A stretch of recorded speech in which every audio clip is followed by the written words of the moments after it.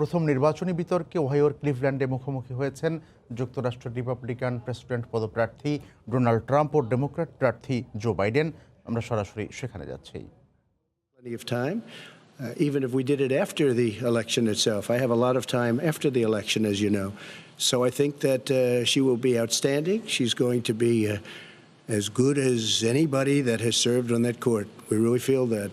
We have a professor at Notre Dame, highly respected by all, said she's the single greatest student he's ever had. He's been a professor for a long time at a great school. And we won the election, and therefore we have the right to choose her. And very few people knowingly would say otherwise. And by the way, the Democrats, they wouldn't even think about not doing it. If they had, the only difference is they'd try and do it faster. There's no way they would give it up. They had Merrick Garland, but the problem is they didn't have the election, so they were stopped. And probably that would happen in reverse also. Definitely would happen in reverse. So we won the election, and we have the right to do it, Chris. President Trump, thank you. Same question to you, Vice President Biden. You have 2 minutes. Well, first of all, thank you for doing this and looking forward to this, Mr. President. Thank you, Joe. The American people have a right to have a say in who the Supreme Court nominee is. And that say occurs when they vote for United States senators and when they vote for the President of the United States. They're not going to get that chance now because we're in the middle of an election already. The election has already started. Tens of thousands of people have already voted. And so the thing that should happen is we should wait.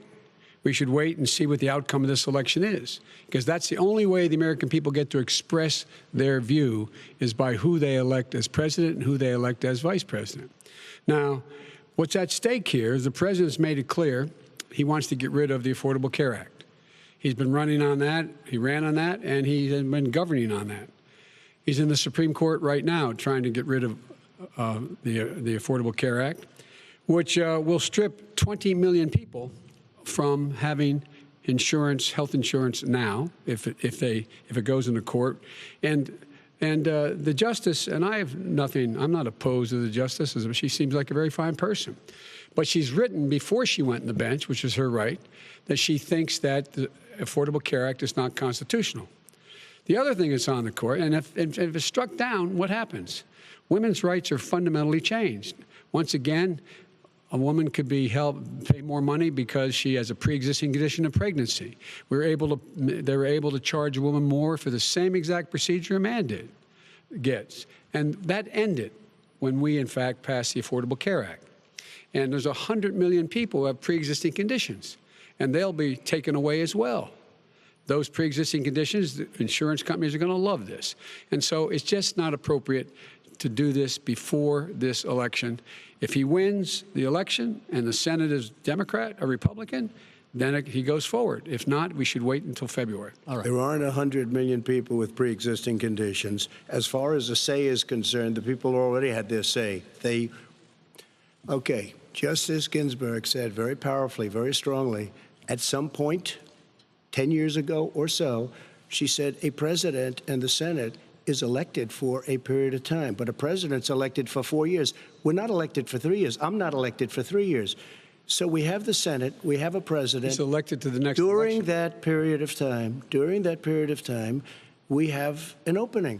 I'm not elected for 3 years. I'm elected for 4 years. The and the 100 million people, Joe, the 100 million people is totally wrong. I don't know where you got that number. The bigger problem that you have is that you're going to extinguish 180 million people with their private health care that they're very happy with. That's simply not true. Well, you're certainly going to socialist. You're going to socialist medicine. We're now into, gentlemen, we're now into open discussion. যুক্তরাষ্ট্রের নির্বাচনে দুই president পদপ্রার্থী Donald Trump ও জো বাইডেনের মধ্যে নির্বাচনী বিতর্ক শুরু হয়েছে।